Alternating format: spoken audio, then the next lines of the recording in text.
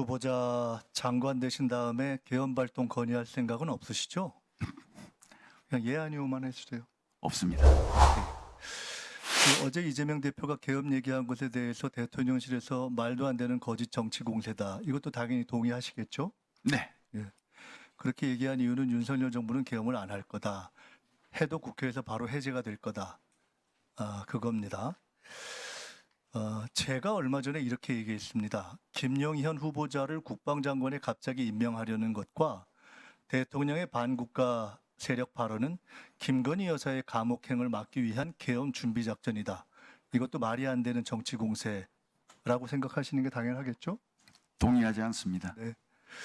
오늘 그 얘기를 좀 해보겠습니다. 대통령께서 후보자한테 장관으로 가서 개헌 준비해라 이렇게 말씀하신 적도 당연히 없으시죠? 네, 네.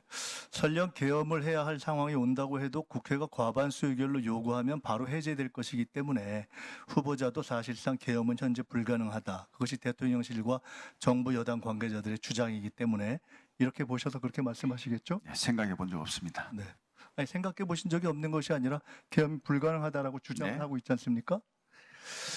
헌법 제77조에 보면은 국회가 제적의원 과반수 찬성으로 개헌 해제를 요구하면 대통령을 이를 해제해야 된다. 대통령실이 이 조항을 정확하게 지정한 겁니다. 맞죠?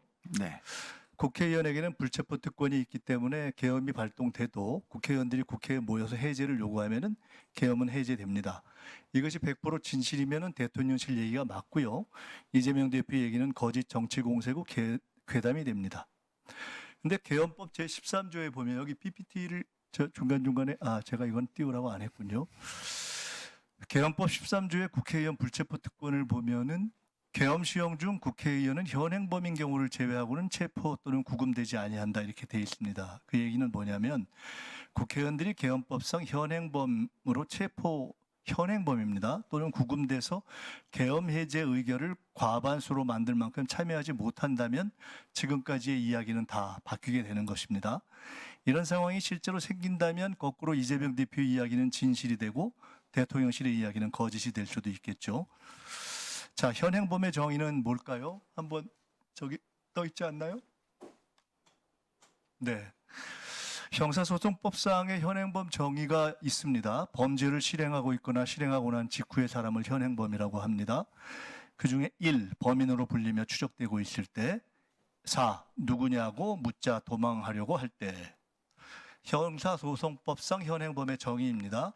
후보자께서 혹시 이거 말고 대한민국에서 현행범의 다른 정의를 알고 계신 거 없죠? 네, 처음 봤습니다. 네. 현행범은 범죄의 내용이 규정이 안 돼서 대단히 폭넓게 적용 가능한 개념입니다. 가령 누가 김건희 여사가 감옥에 안 가려고 계엄을 하자 그랬다더라. 이렇게 하면은 유언비어를 유포한 현행범이 되는 겁니다. 그 다음 PPT 한번 볼까요?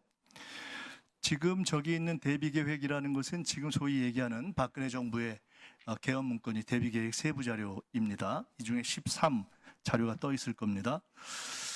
2017년에 만들어진 박근혜 정부 개헌 문건 정확한 명칭은 대비계획 세부자료 13은 여소야대가 국회가 개헌 해제를 시도할 경우에 대비한 조항입니다. 그중에 맨 마지막을 보시면 집회 시위와 반정부 정치 활동을 금지한 포고령을 선포하고 위반 시 구속 수사 등 엄중 처리 관련 경고문을 발표해서 합수단은 불법 시위에 참석하거나 반정부 정치 활동한 의원을 집중 검거 후 사법 처리해서 의결 정족수 미달을 유도한다. 이렇게 적시되어 있습니다. 후보자께서는 2017년에 이 개헌 문건 작성에 관여하신 적이 당연히 없겠죠? 네, 그렇습니다. 이 문건 작성 사실은 2017년에 아셨습니까? 몰랐습니다. 모르셨겠죠, 당연히.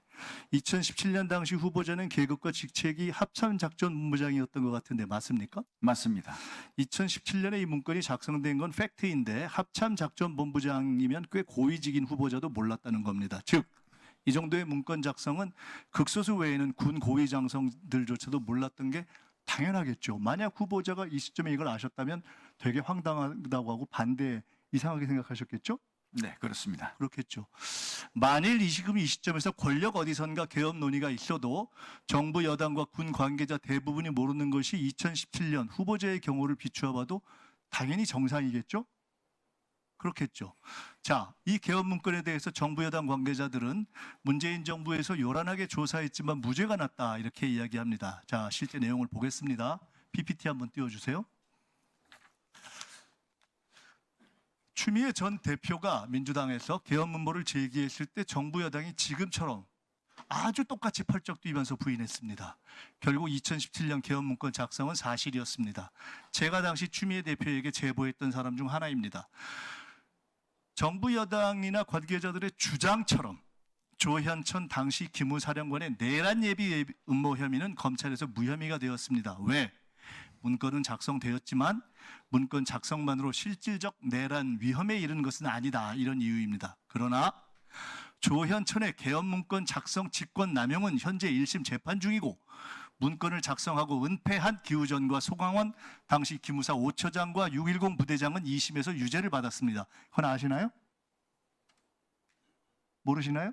예, 제가 관심을 이렇게 못 중요한 거 군에서 쿠데타 개헌 음모가 있었던 건데 이거 모르시나요? 이런 거 다 모르나요? 이렇게 중요한 논의가 됐는데 몰라요? 넘어가겠습니다. 이런 부분에 자, 그다음 관심이 PPT로 없었습니다. 넘어가겠습니다. 네. 띄워주세요.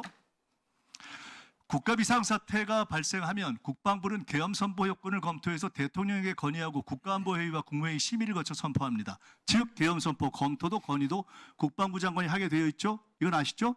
네.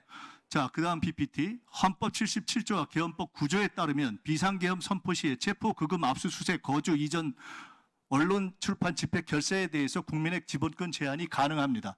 국방부 장관이 검토하고 건의하는 계엄의 중대한 권한입니다. 장관 되실 거니까 이건 아시겠죠? 예. 그다음 PPT 보여주시죠. 박근혜 계엄 문건에 의하면 비상계엄 당시에 사이버 유언비어 차단을 위해서 방통위가 주관하는 유언비어 대응반을 운영하고 시위 선동 등 포고령 위반자가 가입한 포털 사이트 SNS 계정 폐쇄 및 검거 사법 처리한다는 단계적 조치 사항에 나와 있습니다. 네, 제가 기억이 없습니다.